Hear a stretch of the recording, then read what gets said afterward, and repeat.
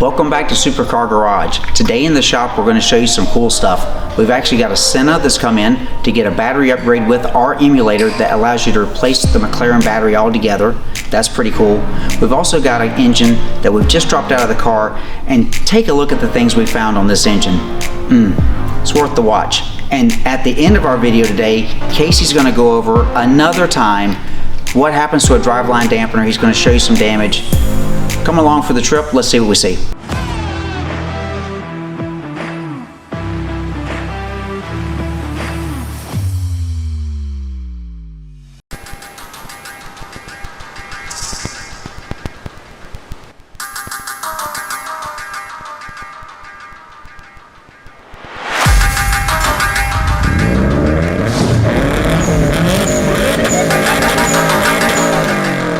Мы из поколения мужчин, выращенных женщинами.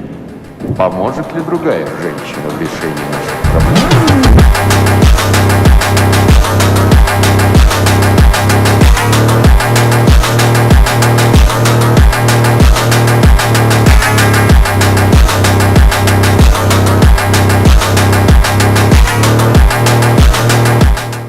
So a lot of people ask us if the battery emulator works on their McLaren. The truth is, it works on all McLarens up into the Artura, 2012 to the Artura. But let us demonstrate. Today we've got a Senna in the shop. Let's take a look. We can see battery management system's active. It's showing the status of the battery. And here we've just installed an anti-gravity battery and our emulator. Let's zoom in, see if we can see it. It's a pretty tight spot, but you can see the gear is actually installed. We've got the battery emulator box, anti-gravity remote start jump battery, all installed. You know you're a winner if you drive a Senna. I don't drive a Senna. What's that mean for me, Casey? You're still cool. You drive a McLaren. It sounds like second place. You're always first if you're driving a McLaren. I thought if you were first, you weren't last. Somebody in the comments, help us out. We need to know what it says. Ricky Bobby. If you're not first, you're last. Stay golden, pony boy. So we got this item in stock, ready to ship, same day around the world. Click the link below, like and subscribe.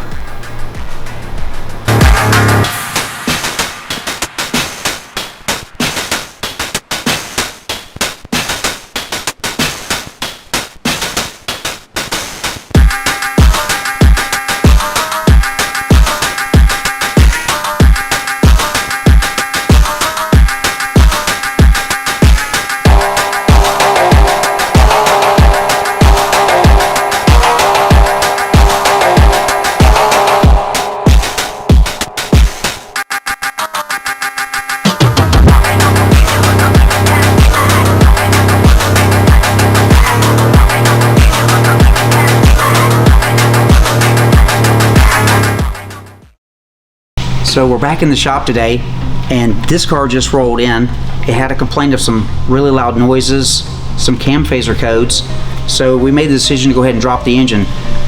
We're not talking about that today though. We just want to point out some of the things we see on this particular car. So what we're going to talk about today and show you is the things that we've seen that shouldn't have been done to this car, and really no mechanic should have done these things to any car. So the first thing we noticed as we were taking the engine out, this is a vacuum line, and this vacuum line is supposed to be connected to this sensor. The previous technician forgot to reinstall that, and there was no clamp on it so that he could. We also noticed this transmission's been overfilled. This is the vent for the transmission, and fluid can be pushed out of here. Look how much fluid residual and plus the dirt that's all around it is on top of this transmission. We also noticed when we were taking off the air intake tubes that someone had used grease to slide them on, but that grease actually got inside and is flowing into the mass airflow meter as well. As we keep looking, we found this clip for the throttle body. Someone rough handled it and they broke the clip off so it doesn't stay locked in. This is an evap tube, but you can see a lot of coolant residue on it, which means there's an aggressive coolant leak somewhere above. We found it at the intercooler area. So these clamps need to be replaced when they're leaking. Here's another clamp. You can see some signs of it leaking, the coolant. This tube is part of the crankcase ventilation system. It connects to the top of the oil sump tank right here. It's supposed to have a clip on it that holds it in. The clip's completely broken off. This is going to cause a large vacuum leak, and the car's not going to idle well. All small items, but they start adding up. Take a look over here. This is the air tube that brings fresh cold air into the turbo, and it should have clamps of this nature, pinched to crimp. But here someone's put wire ties on both of these instead of going to the store and buying some clamps. I think that's what I'm thinking. If you're a technician and you're doing a good job, you could take the time to go to the store and get some proper clamps instead of putting wire ties here. That's what the car deserves. And then we'll come to the other side. We have wire ties again. We're completely missing this clamp, and this clamp. I'm sure we'll find some more stuff as we keep going through this car and start tearing it down. We'll bring you along the way if we do. Are you experiencing misfires? Do you have a rattle noise coming from your engine? Let me show you your problem. This is what we call a DLD, or driveline dampener. This is the noise you're hearing. This is caused by a broken dampening spring. This one we can see even broken half. Now sometimes these will even come out and start spinning with the DLD and start grinding into the transmission or the engine, and can even eat through the whole thing. This is why we like to upgrade these with a new DLD system that has no external springs, so you will never have that issue. This is a 100% failure.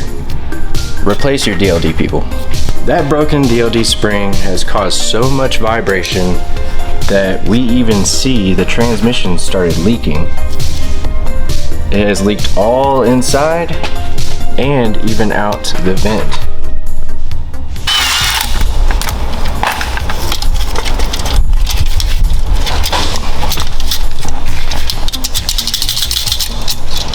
That half of the spring isn't even moving. It's completely broken. Right there. What a mess. Replace your DLD. Do it, people. Replace it.